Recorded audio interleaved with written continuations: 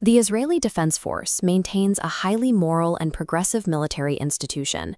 This modern brand stands in sharp contrast to the foundational history of the underground militias that created it. The IDF was forged by merging three separate pre-state organizations. Two of these groups operated as secret paramilitaries, both classified as terrorist organizations by the British government. The roots of these groups reach back to the turn of the 20th century. Facing widespread anti-Semitism and violent pogroms in Russia and Eastern Europe, thousands of Jewish migrants began arriving in Ottoman-controlled Palestine. Driven by the ideology of Zionism, these migrants focused on building self-reliant agricultural settlements. They embraced a concept known as muscular Judaism, a direct attempt to reject European anti-Semitic tropes by becoming strong, independent laborers and farmers.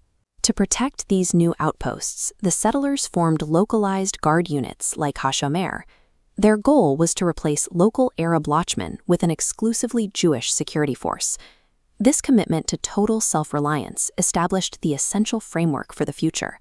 A sovereign Jewish state would require its own independent and exclusively Jewish military. After World War I, the British took control of Palestine and issued the Balfour Declaration, supporting a Jewish national home. This triggered a surge in migration that local Palestinians viewed as a European colonial plot. Tensions boiled over into general strikes and communal fighting. In response to the growing violence, Zionist leaders consolidated the scattered settlement guards into a single, organized underground army, the Haganah. The man who emerged as the de facto leader of this force was David Ben-Gurion, the head of the Jewish Agency.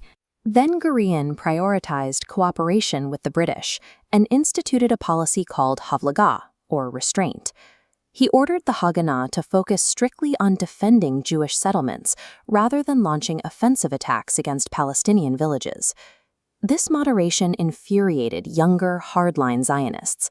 They viewed the British as an occupying force, needing to be expelled through direct violence to secure a state. Ben-Gurion's focus on diplomacy and defense created a deep ideological rift. By refusing to take the offensive, he left a vacuum that more radical factions were determined to fill.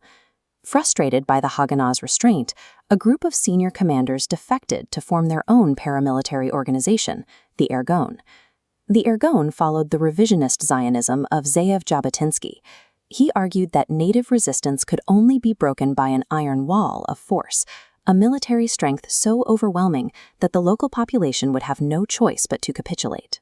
Under the leadership of Menachem Begin, the Irgun pivoted to urban guerrilla warfare.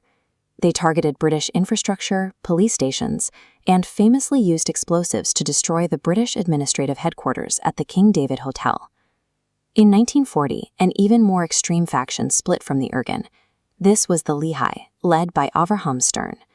Stern believed that any ally against the British was acceptable. In 1941, he attempted to contact Nazi authorities, offering to fight alongside Hitler's forces if Germany would help establish a Jewish state in Palestine. The Nazis never responded. The Lehigh specialized in targeted political assassinations. Their most high-profile operation was the murder of the British Minister of State, Lord Moyne, who was gunned down in Cairo by two Lehigh operatives. These splinter groups fundamentally altered the Zionist strategy. The overarching goal was no longer just protecting agricultural farms. It was to use asymmetric terror to force a British withdrawal and clear the way. By 1947, the British government was weary of the constant sabotage and the rising costs. They announced they were ending their occupation and handed the future of Palestine to a United Nations partition plan. The looming threat of war with neighboring Arab states forced the rival militias to act. The Haganah, Irgun, and Lehi temporarily set aside their bitter internal conflicts to form a united military front. This unified force launched a systematic campaign to depopulate Palestinian villages within the areas designated for the Jewish state. Terror was used as a tool to accelerate this flight. In April 1948, Irgun and Lehi militants jointly attacked the village of Deir Yassin, killing over 100 residents and burning the bodies. The stories of these massacres triggered a mass exodus.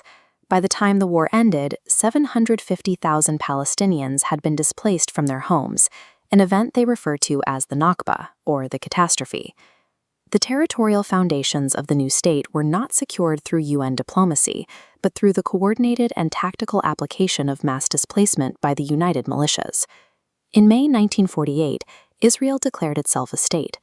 David Ben-Gurion moved to bring the underground militias under the centralized control of a formal state institution. This led to the official creation of the Israeli Defense Forces, or IDF.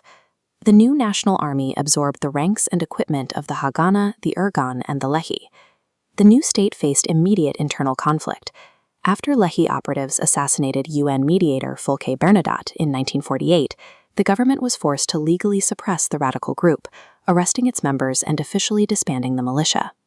To secure its international standing, the state adopted Ben-Gurion's narrative of purity and restraint as official military doctrine. By embedding this message in the Army's public branding, the violent methods of its formation were replaced by the image of a moral, state-sanctioned institution. Formalizing the IDF allowed the state to sanitize its origins. Overnight, wanted guerrilla fighters were transformed into legitimate soldiers, and their history was successfully rebranded as a struggle for independence. The leaders of the radical splinters did not disappear.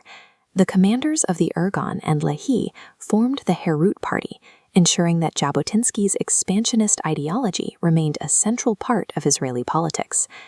Over several decades, this initially marginalized right-wing faction moved into the political mainstream, eventually leading to the creation of the powerful Likud coalition.